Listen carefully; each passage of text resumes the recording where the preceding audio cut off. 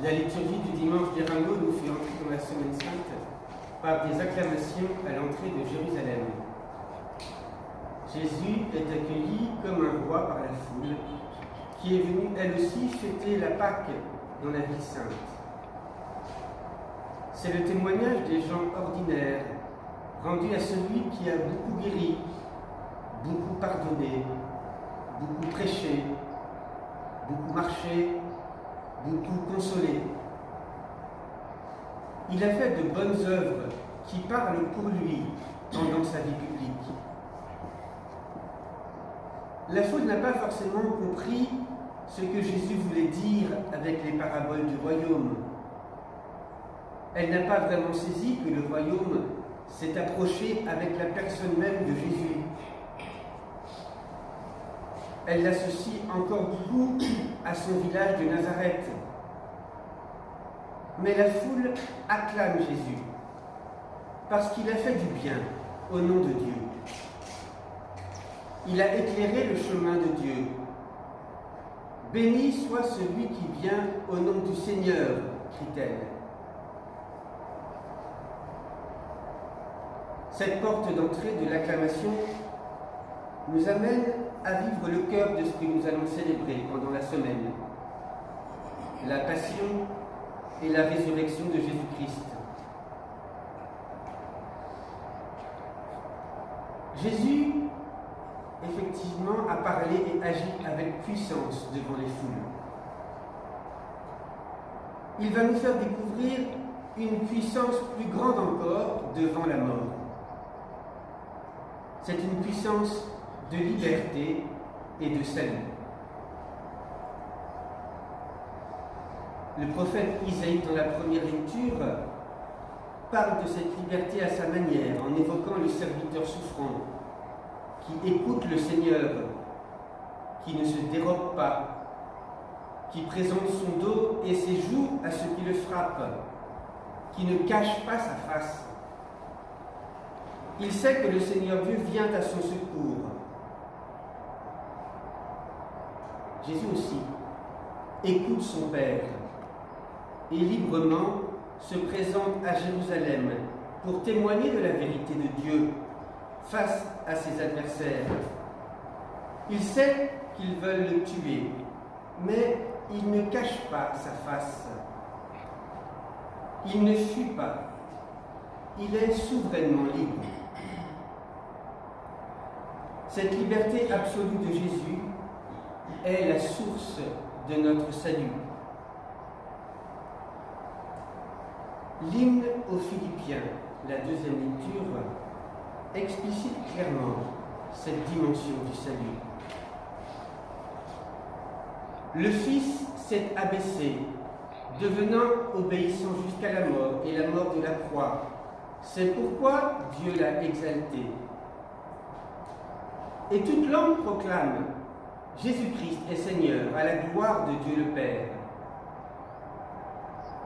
La mort vers laquelle Jésus avance librement est le passage vers l'exaltation du Fils de Dieu.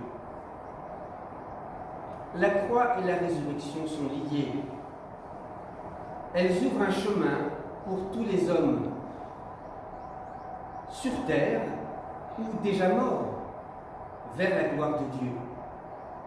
Jésus n'est donc pas seulement un homme puissant en actes et en paroles devant les hommes.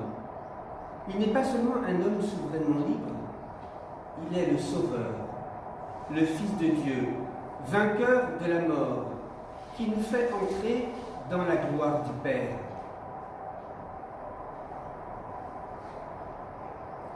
Le long récit de la Passion que nous venons d'entendre nous a plongé dans le mystère de cette mort que Jésus ne fuit pas, vers laquelle il avance librement et qui nous sauve.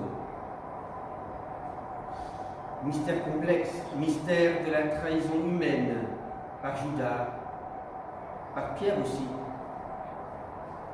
Mystère des rivalités, de la haine que l'on voit à l'œuvre chez les chefs des prêtres. Mystère de la peur, de l'ignorance, de la médiocrité que l'on voit à travers Pilate.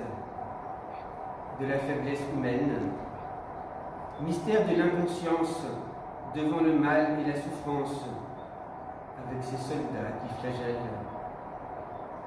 mystère de l'aveuglement humain face au péché, et on voit la foule qui crie dans tous les sens.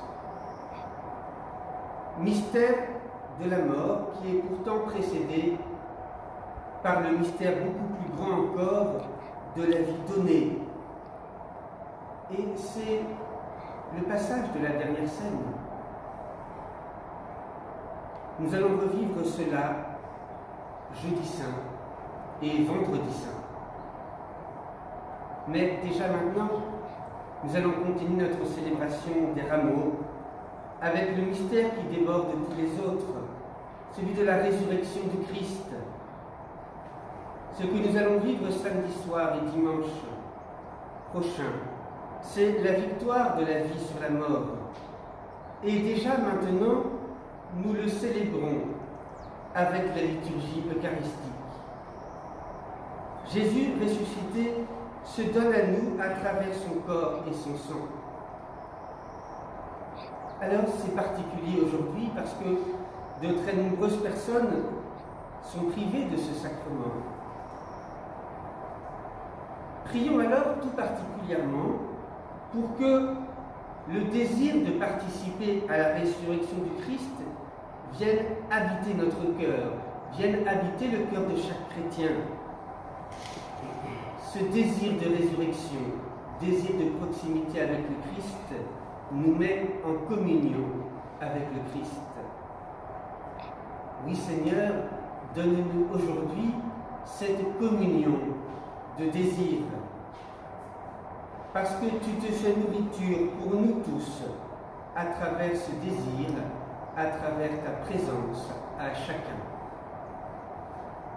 Amen. Amen.